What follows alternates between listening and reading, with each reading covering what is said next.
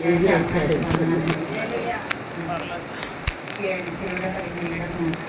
యేసు గొప్ప శబ్దంతో కేకవేసి తండ్రి మీ చేతికి ఆత్మను అప్పగించుకునేను ఆయన ఈలోగా చెప్పి ప్రాణం విడిచింది. దేవుడి మాటలు మనం ఆశీర్వాదకరం చేయను కాక ఈ సమయంలో ప్రార్థన చేసుకుందాం. మనం అది సువాత్రాన్ని గారి ముందుకు వచ్చి ప్రార్థన చేస్తారు. కళ్ళు మూసుకుందాం. 7వ మాట మరి మన మధ్య నుండి యోపు గారు మనకు వివరిస్తారు కనుక దేవుడు పరిశుద్ధాత్మను యుద్ధం చేసి ఆయన్ని తన సిలువ చాటును మరుగుపరిచేసే మన మాటలు వింటాం. హల్లెలూయా. మహాపరిశుద్ధుడైన తండ్రి, మీ పరిశుద్ధ ఘనమైన నామానికి వేలాది వందనాలు స్తోత్రాలు చెల్లిస్తున్నాను ప్రభా. మా గొప్ప దేవుడానికి స్తోత్రమయ్యా, నీకు వందనాలు చెల్లిస్తున్నాను. ఇగో ప్రభా తండ్రి, మా పాపముల నిమిత్తమే మా దోషముల నిమిత్తమే ప్రభా మీరు లోకమునకు వచ్చి తండ్రి ఇచ్చిన గొప్ప ధన్యతను ప్రభా విడిచిపెట్టి దిగు నుండి భూమికి దిగి వచ్చి ఎవరు చేయని గొప్ప త్యాగమును మా కోసం చేసి ఉన్నారు ప్రభా. దయమానికి స్తోత్రాలు వందనాలు చెల్లిస్తున్నాను ప్రభా.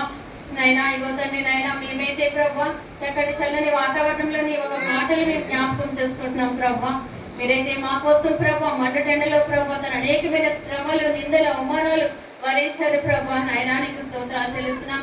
మరి ఈ దినం ప్రభా తండ్రి నాయన యేసయ్య ఉదయాన్తమంతా కూడా ప్రభా మీరు చూపిన గొప్ప రక్షణ, మీరు మాకు తెచ్చి ఇచ్చిన గొప్ప రక్షణ ప్రభా జ్ఞాపకం చేసుకుంటారు ప్రభా. నయనానికి స్తోత్రాలు చెల్లిస్తున్నాను ప్రభా. నైనా ఇంతవరకు కూడా ప్రభా నీ సన్నిధిని మాకు తోడుగా ఉంచారు ప్రభా.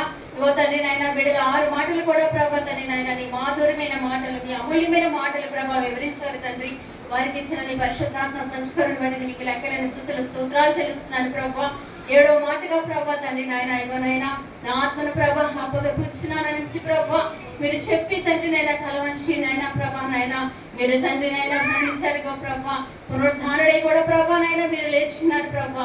మా దైవానికి స్తోత్రాలు. మా కోసము మీరు చేసిన గొప్ప త్యాగమును బట్టి మీకు వందనాలు. ఏమిచ్చి మీరును మేము తీర్చలేము ప్రభా. నీకు స్తోత్రాలు. మీరిచ్చిన రక్షణనైనా మా జీవితాంతం కూడా కాపాడుకొని మీరు నమ్మకస్తులుగా మేము జీవించే జీవితాలు మాకు దయచేయండి ప్రభా. ఎంతో సమయాన్ని ఎవరికి లేని గొప్ప భాగ్యముల తరుణమును మీరు మాకు అనుగ్రహించారు ప్రభా. నీకు స్తోత్రాలు వందనాలు చెల్లిస్తున్నాను తండ్రి నాయన. ఇగో ప్రభా జరుగుతున్న కార్యక్రమం అంతట్లో కూడా మీరే ఉండి మహిమ ఘనత ప్రభావాలు పొందమని యేసు శక్తి గల నామాన్ని బట్టి ప్రార్థించి వేడుకొంచున్నాను తండ్రి. సమయంలో యొక్క 7వ మాటని మన మధ్య నుండి యోపు గారు ముందుకు వచ్చి మనకు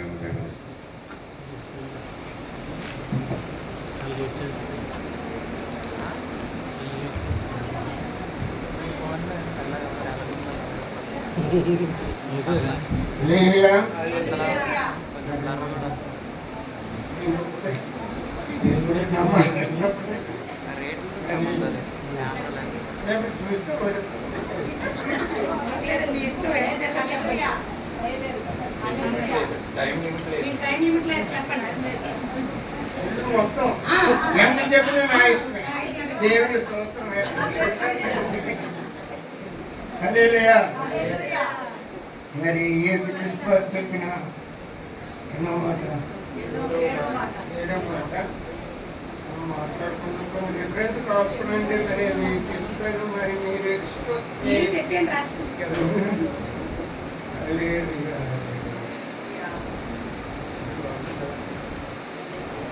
యేసు ప్రభు వారు సిలి మీద 6 గంటలు గడిపినారు. 3 గంటలు వెలుగులో ఉన్నారు, 3 గంటలు చీకట్లో ఉన్నారు. యేసుక్రీస్తు వారు పలికినట్టు మాట 7 మాటలు చాలా అద్భుతమైన మాటలు. 3 మాటలు మనుషులతో మాట్లాడినారు, 3 మాటలు తండ్రితో మాట్లాడినారు, 1 మాట అందరికీ డిక్లరేషన్గా ఆయన ఇచ్చారు. 3 మాటలు మనుషులతో మాట్లాడినారు కానీ పక్కనున్న దొంగతో ఒక వాగ్దానము, కిందనున్న వంటి తల్లికి ఒక ఆదరణ చుట్టూ ఉన్నట్టు, మనుషులకు తాను జరుపుకుంటున్నాడని ఒక ఆక్రందన. ఇది మనుషుల్లో మాట్లాడినది 3 మాటలు. తండ్రితో మాట్లాడినది మొదటిది మీరు ఏమి చేస్తున్నారో మీరు ఎరగరని. 2వ మాట నన్ను ఎందుకు చేయి విడిచిదివని. 3వ మాట సమర్పణ, సంతృప్తితో నా ఆత్మను నీ చేతికి అప్పగించుకొనిచున్నానని.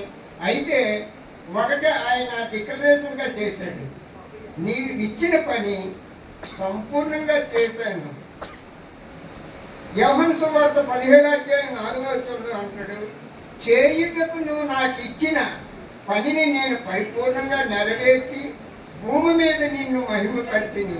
ఇది యేసుక్రీస్తు వారు చేసిందేనండి. ఇది అయితే సిలువయాగం ముందు ప్రవచనాత్మకంగా చేసిన ప్రార్థన ఇక్కడ నెరవేరినట్టు చూస్తాం.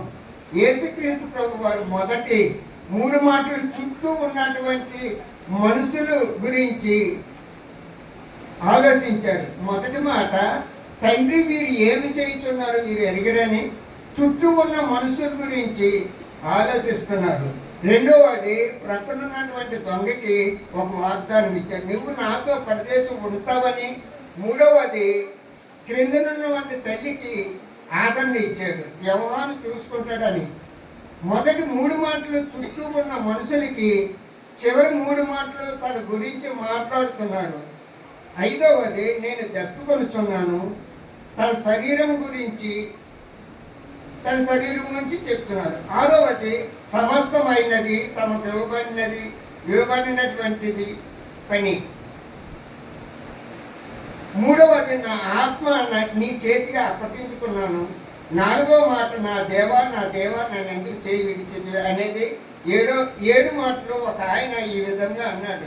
సృష్టికి 7 దినాలు, సృష్టి చేసిన 6 దినములు సాయంత్రం సమాప్తమైనది.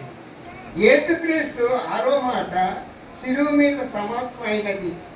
7వది విశ్రాంతి తీసుకున్నాడు. తన ఆత్మ తన చేతికి ఇవ్వటం ద్వారా ఆయన విశ్రాంతి పొందాలని ఇష్టపడుతున్నాడు.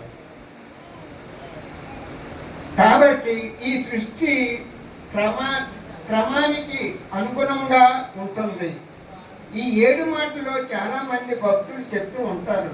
సరే, యేసుక్రీస్తు ప్రభు వారు 7వ మాట దగ్గరకు వచ్చేటప్పుడు అసలు ఏమి జరిగింది, నలుగురు సువార్తలు ఏమి చెప్తున్నారు, ఈ విషయమన్నీ ఆలోచిద్దాం. దానికంటే ముందుగా యేసుక్రీస్తు ప్రభు వారు సమాప్తం అయినది అని అప్పుడు ఆయన తన రక్షణ కార్యము పరిపూర్ణం చేశాడు అని చెప్తున్నాడు. మత్తయి సువార్త 26:45 ఆయన పాపుల చేతికి అప్పగింపబడ్డాడు. అప్పుడు ఆయన శిష్యుల యొద్దకు వచ్చి, ఇక నిద్రపోయి అలసట తీర్చుకోండి, ఇదిగో ఆ గడియ వచ్చి ఉన్నది, మనుషు కుమారుడు పాపుల చేతిగా అప్పగింపబడుతున్నాడు. అయితే ఆయన్ని ఎవరు చంపారు? ఈ లోపం పాపుల చిత్రహింసకు గురి చేశారా? చాలా మంది ఏమనుకుంటారంటే యేసుక్రీస్తు ప్రభు వారిని మనుషులు చంపాలని శిష్యులు కూడా అనుకున్నారు. అపోస్తల కార్యం 2:23 దేవుడు నిశ్చయించిన సంకల్పమును ఆయన భవిష్యత్తు జ్ఞానమును అనుసరించి అప్పగింపబడిన ఈయనను మీరు దుష్టుల చేతికి వేయించి చంపిరి. అయితే యేసుక్రీస్తు ప్రభువు వారిని ఎవరైనా చంపటానికి అధికారం ఉంటుందా? ఎవరైనా చంపగలరా? మనిషిని చంపగల వాడు? ఇది మనకున్నటువంటి ప్రశ్న. మనిషిని దేవుడు చంపగలడా? చంపలేడు. దేనికి? అద్భుతం అంటే మాట చూస్తూ ఉంటాం. పిలాతు ముందు నిలబడ్డాడు యేసుక్రీస్తు ప్రభువు. పిలాతుకు ఏం చేయాలో అర్థం కాలేదు, తికమక పడుతున్నాడు. యేసు ప్రభు వారిని ఎలాగైనా తప్పించాలని ప్రయత్నం చేస్తున్నాడు. అయితే ఎందుకంటే అతని భార్య చెప్పింది, ఆయన నీతిమంతుడు, అతని జోలికి పోకండి అని కాబట్టి చిత్రహింస చేసి వందలాది మందికి అనుకున్నాడు వదిద్దామని అనుకున్నాడు. కుదరటం లేదు. ఏమి చేయాలో అర్థం కాక యోహాను 19వ ఈ మాట అంటున్నాడు 10వ వచనంలోని, అతనికి ఏ ఉత్తరము ఇయ్యలేదు కనుక పిలాతు నాతో మాట్లాడిన నిన్ను విడుదల చేయుటకు నాకు అధికారం కలదనియు, నిన్ను సిలువ వేయుటకు నాకు అధికారం కలదనియు, నిన్ను సిలువ మోయుటకు నాకు అధికారం కలదనియు నువ్వు ఎరుగువా అని ఆయనతో నేను. యోహాను సువార్తలో 19:11 అందుకు యేసు పైనుండి నీకు ఇవ్వబడిన ఉంటేనే తప్ప నా మీదకి నీకు ఏ అధికారం ఉండదు. అందుచేత నన్ను నీకు అప్పగించిన వానికి ఎక్కువ పాపం కలదని యేసుప్రభు చెప్పారు. దేవుడి స్తోత్రాలు. ఇంతటితో నేను ముగుస్తున్నాను. ఏమనుంటే తప్పుడు చెప్పాలని నేను అనుకున్నాను. అంటే దేవుడు కూడా జెంట్స్ ఎవరు చెప్పడం లేదు, ఆయన ఒకటి నేను చెప్తా ఉన్నాడు. ఇక చెప్పారు 7 మాట ప్రిపేర్ అవుతారు కానీ దేవుడి స్తోత్రం తప్పులు క్షమించండి. అది యొక్క తండ్రి నీ చేతికి నా ఆత్మను అప్పగించుకుంటున్నాననే మాట గురించి మనం వివరణ విన్నాము. ఈ విధంగా యేసుప్రభువు వారి శిలువ మీద తన 7 మాటలు పలికి తన ఆత్మ కూడా తండ్రి చేతికి ఆయన అప్పగించుకున్నాడండి. అప్పుడు సమయం రమారమి మధ్యాహ్నం అయిందంట. అది మొదలుకొని 3 గంటల వరకు ఆ దేశమంతటా చీకటి కమ్మెను. సూర్యుడు అదృశ్యమయ్యాడంటండి. గర్భాలయపు తెర నడిమికి చినిగింది. అప్పుడు యేసు గొప్ప శబ్దంతో తండ్రి తన ఆత్మకు ఆయన యొక్క ఆత్మను తండ్రికి అప్పగించుకున్నాడు. అలాగూ చెప్పి ప్రాణము విడిచాడంటండి. శతాధిపతి కూడా ఈ విషయాన్ని చూసి ఇతను నిజముగా నీతిమంతుడై ఉన్నాడని చెప్పి దేవుణ్ణి మహిమపరిచాడంట. చూచుటకు కూడి వచ్చిన ప్రజలందరూ జరిగిన కార్యము చూసి రొమ్ము కొట్టుకొని తిరిగి వెళ్ళి ఆయనకు నెలవైన వారందరూ గలీల నుండి ఆయనను వెంబడించి స్త్రీలను దూరముగా నిలుచుండి దీన్ని చూస్తున్నారంట. యేసు ప్రభువు వారి యొక్క దేహము ఆ శిలువ మీద వేలాడుతూ ఉంటుందంట. ఈ విధంగా స్త్రీలు అక్కడ చూస్తున్నారు. మరి ఆ సమయంలో సాయంకాల సమయంలో మరి అరిమతయ అని యూదుల పట్టణపు సభ్యుడైన యేసేపు అని ఒకడు ఉండెను. అతడు సజ్జనుడు నీతిమంతుడనై ఉండి వారి ఆలోచనకు వారు చేసిన పనికిని సమ్మతింపక దేవుని రాజ్యము కొరకు కనిపెట్టువాడై ఉన్నాడంటే. అరిమతయ యేసేపు అనేవాడు. అతను మరి యేసు ప్రభువు యొక్క శిష్యుల్లో రహస్య శిష్యుడుగా అతను ఉంటున్నాడు. ఈ విషయం అరిమతయ గురించి ఒకసారి నేను చెప్పడం జరిగిందండి. ఈ యొక్క శిష్యుడు మరి పిలాతు దగ్గరికి వెళ్ళి యేసు దేహాన్ని తనకి ఇమ్మనేసి ఆయన అడిగి దాన్ని తీసుకుని దానిని క్రిందకి దించి యేసు ప్రభు యొక్క దేహాన్ని శిలువ మీద నుంచి క్రిందకి దించి సన్నపు నార బట్టతో చుట్టి తొలిచిన రాతి సమాధిలో అందులో ఎవడును అంతకు ముందు అన్నప్పుడును ఉంచబడలేదంట. అటువంటి రాతి సమాధి నేను అనుకుంటా అరిమతయ యేసేపు తన నిమిత్తమే ఆ యొక్క సమాధిని తొలుచుకున్నాడు అనుకుంటా. ఆ క్రొత్త సమాధిని యేసు ప్రభు శరీరాన్ని అక్కడ సమాధి చేయడానికి ఆయన సమాధి ఇచ్చాడండి, రాతి సమాధి. మరి దాంట్లో యేసు ప్రభు వారిని అక్కడ సమాధి చేసినట్టుగా అరిమతయ యేసేపు మనము చూస్తూ ఉంటున్నాము. ఆ దినము సిద్ధపరచ దినము, విశ్రాంతి దిన ఆరంభం కాబట్టి గలీల నుండి ఆయనతో పాటు స్త్రీలు వెళ్ళి ఆ సమాధిని ఆయన దేహం ఎలాగో ఉంచబడినదో తిరిగి వెళ్ళి సుగంధ ద్రవ్యములను పరిమళ తైలమును సిద్ధపరిచి ఆజ్ఞ చొప్పున విశ్రాంతి ఉన్నారంటాడు. ఈ విధంగా ఆ సమాధిని యేసుప్రభు యొక్క శరీరాన్ని సమాధి చేసి భద్రము చేసి దాని మీద సుగంధ ద్రవ్యాలు కూడా వేసినట్టుగా మనం చూస్తున్నాం. మరి అది ఈ రోజు శుక్రవారం దినమున యేసుప్రభు వారి ఈ సమయంలో శిలువ మీద వేలాడుతూ ఉన్నాడండి. కొద్ది సమయం తర్వాత అరిమతయ యేసేపు వెళ్ళి పిలాతు దగ్గరికి వెళ్ళి శరీరాన్ని తీసుకుని అతను తొలిపించుకున్న కొత్త సమాధిలో దాన్ని పెట్టి ఆయన సమాధి చేసినట్టుగా మనం చూస్తున్నాం. రేపంతా కూడా సమాధిలో ఉంటుంది. ఎల్లుండ ఆదివారం తెల్లవారు చుండగా ఆ స్త్రీలందరూ తమ సిద్ధపరిచిన సుగంధ ద్రవ్యాల్ని ఆ సమాధి దగ్గరికి తీసుకెళ్ళినప్పుడు ఏమంటుందంటే అక్కడ రాయి దొరిలింపబడి ఉండడం.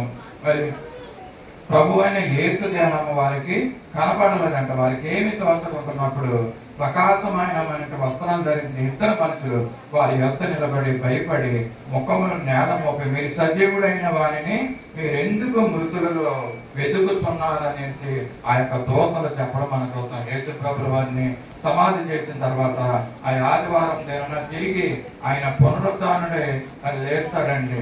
ఈ విధంగా ఈ యొక్క మాటలు సజీవుడైన దేవుణ్ణి మరి మృతులలో ఎందుకు వెతుకుతున్నారనే దేవతలు కూడా చెప్పారు. కనుక సజీవుడైనటువంటి దేవుడు ఆయన మృతి చెంది తిరిగి 3వ దినమున పునరుద్ధానుడై లేచిన యేసయ్యని మనము ఆరాధిస్తున్నాం. అటువంటి దేవుణ్ణి మరి అటువంటి ధన్యత దేవుడు మనకి ఇచ్చి ఉన్నాడు. ఈ సమయంలో మరి యొక్క 7 మాటలు చక్కగా మనం విన్నాము.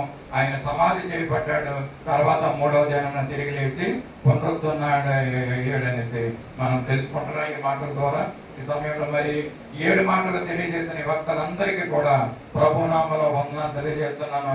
మరి యొక్క సంవత్సరం దేవుడు మనకు అనుగ్రహిస్తే మరి కొంతమంది ఈ మాటలు తెలియజేయడానికి మరి ప్రభు వారిని ప్రేరేపించిన కాక ఈ కొద్ది మాటలు దేవుడు మన వెనుకలో ఆశీర్వాదకరంగా చేయను కాక. ప్రార్థన చేసుకుందాం. మమ్మల్ని అత్మికగా ప్రేమించిన మా పరలోక ప్రీతండి, పరిశుద్ధులైన దేవ, ప్రేమ నమ్మకమైన కృపల రాక ఈ పరిశుద్ధ పాదాలకు వందనాలు స్తుతులు స్తోత్రాలు చెల్లించుకుంటున్న మా తండ్రి, ఈ యొక్క శుభ దినమున మమ్మల్ని అందరినీ సంగమగా సమావేశపరిచి ప్రభువాన్ని శిలువలో పలికిన 7 మాటల్ని మేము ధ్యానం చేసుకుంటానికి మాకు అనుగ్రహించిన ఒక కృపను బట్టి నీకు స్తుతులు స్తోత్రాలు చెల్లించుకుంటున్నాం. అంతేకాకుండా అనుమతి యేసేపు ద్వారా నువ్వు ప్రభా ఆ యొక్క సమాధి చేయబడ్డావు మా తండ్రి. అంతేకాకుండా 3వ దినమున నువ్వు మృత్యుంజయుడివై పునరుత్థానముడైన యేసయ్య నీకు స్తుతులు స్తోత్రాలు చెల్లించుకుంటున్నాం. అటువంటి పునరుత్థానమైన యేసయ్యని మేము ఆరాధించే గొప్ప కృపను మాకు అందరికీ మీరు మాకు అనుగ్రహించినందుకు మీరు స్తుతులు స్తోత్రాలు చెల్లించుకుంటున్నాం. ఆ విధంగా పాపంలో ఉన్నటువంటి అనేక మంది గురించి మేము ప్రార్థిస్తున్నాం. మా ప్రభా నీవు నిజమైన రక్షకుడైన దేవుడని వారు కూడా తెలుసుకుని మా తండ్రి, పునరుత్థానుడైనటువంటి నిన్ను దాన్ని వారు ఆరాధించే గొప్ప కృపను వారికి అనుగ్రహించమని కూడా అడుగుతూ ఇప్పుడు మా కొరకు తిరిగి రానున్న నజరేయుడైన యేసయ్య పరిశుద్ధ నామములో అడిగి వేడుకుంటున్నాం తండ్రి, ఆమేన్. పరలోకమందున మా తండ్రి, నీ నామం పరిశుద్ధపరచబడును గాక, నీ రాజ్యం వచ్చును గాక, నీ చిత్తం పరలోకమందు నెరవేర్చినట్లు భూమి మీద నెరవేరును గాక. మాకు కావలసిన అన్ని ఆహారం నేడు మాకు దయచేయండి. మా రుణస్తులు క్షమించిన ప్రకారం మా రుణములు క్షమించండి.